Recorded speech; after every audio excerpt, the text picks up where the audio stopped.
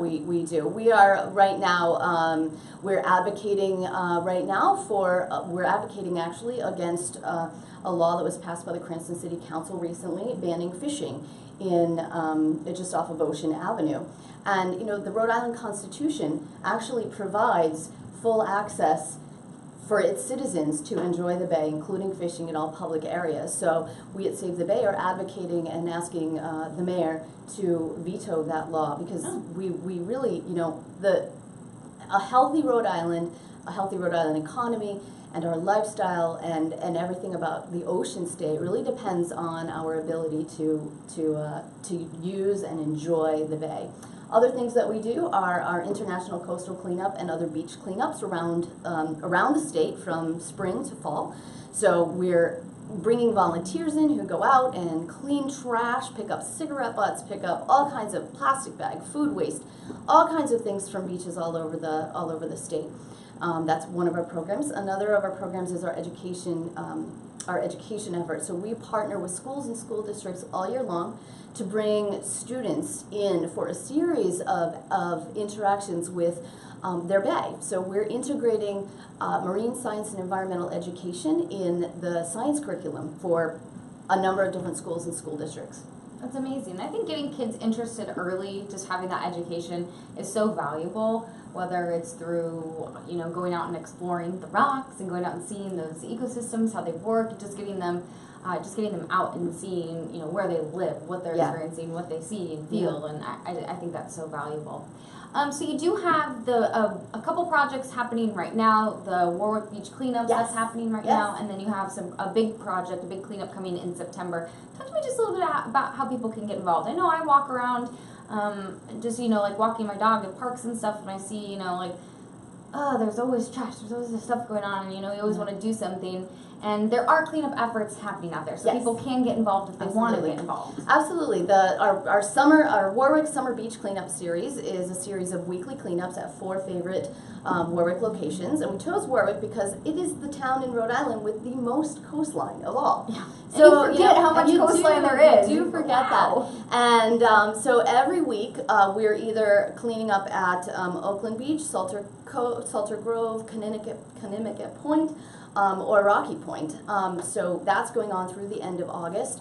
You can visit again our website, savebay.org, to find out more about that. And then in September, Save the Bay organizes Rhode Island's part of the International Coastal Cleanup, which is a global effort bringing over 800,000 volunteers all over the globe working together to clean up trash, marine debris, plastic, garbage from shorelines all over. And we typically get about 2,200 volunteers who clean up at about 85 different beach locations and shoreline locations throughout the state, reaching 65 miles of shoreline. Last year we picked up 14,900 and some pounds of trash. I mean, I feel like that's a number where you want to be excited and happy about it because you're taking that amount of trash off beaches, out of the water, but then you're also, it's almost kind of depressing because that stuff was there in the first place. Oh boy, we would love it if we went out for a cleanup and like, found nothing. That would be our dream. So talk to me a little bit about some of the stuff that you found, because this was interesting, I thought.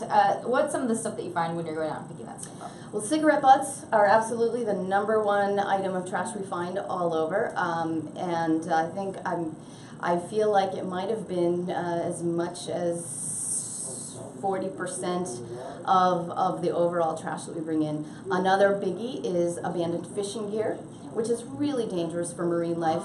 Animals mistake that kind of stuff sometimes for food. They also get tangled in line and netting and that kind of thing. And then a lot of food waste, carry out packaging, straws, plastic forks, to-go packaging, all of that kind of thing.